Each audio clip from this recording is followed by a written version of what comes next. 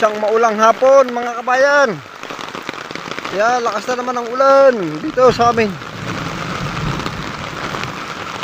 Rainy season na po dito sa aming lugar, sa Laguna. Talaga po namang bumabaha na ang mga garsada. Ito po mga kabayan. Yan, baha na po yan. Tapos medyo may mga kidlat pa po.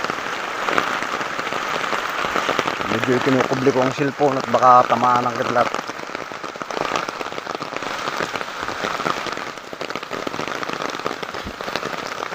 Yan, may nakabara pa pong